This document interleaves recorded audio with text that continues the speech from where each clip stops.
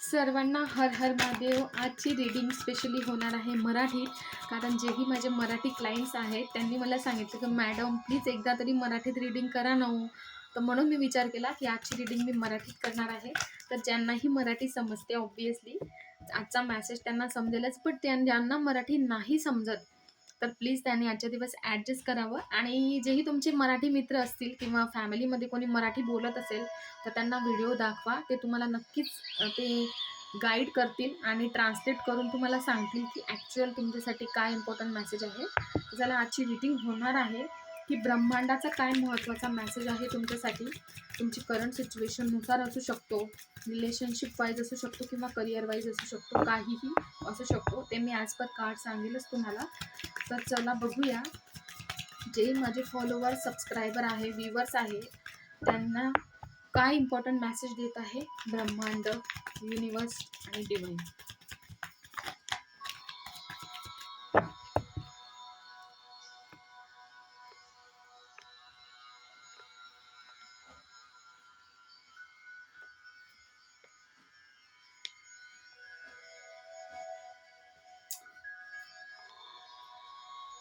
दुसऱ्यांच्या हातामध्ये स्वतःच्या आयुष्याचा कंट्रोल आपल्याला द्यायचा नाहीये. दुसरे जे आपल्याला दुसऱ्याच्या तालावर नाचवण्याचा प्रयत्न करत आहे तर त्यामध्ये आपल्याला अजिबात सहभागी व्हायचं नाहीये.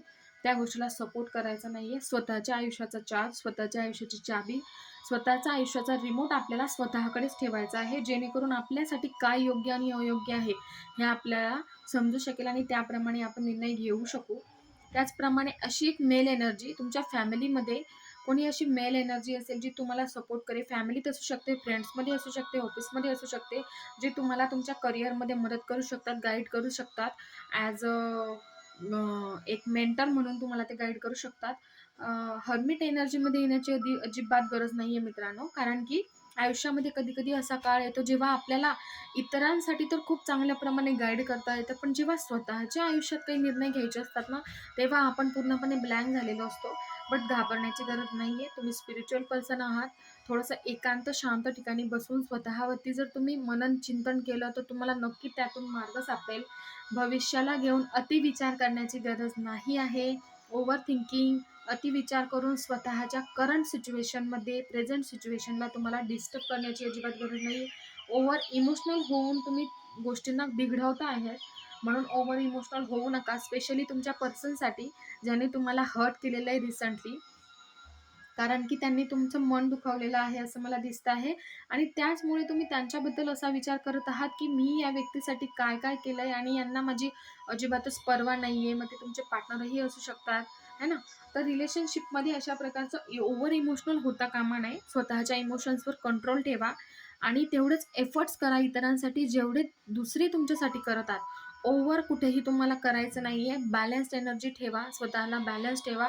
जिथंही आपण ओव्हर करतो तिथे आपण ऑब्व्हियसली हर्ट होतो, कारण ओव्हर केल्यानंतर एक्सपेक्टेशन क्रिएट होतात आणि जेव्हा एक्सपेक्टेशन पूर्ण होत नाही तेव्हाच आपण हर्ट होतो.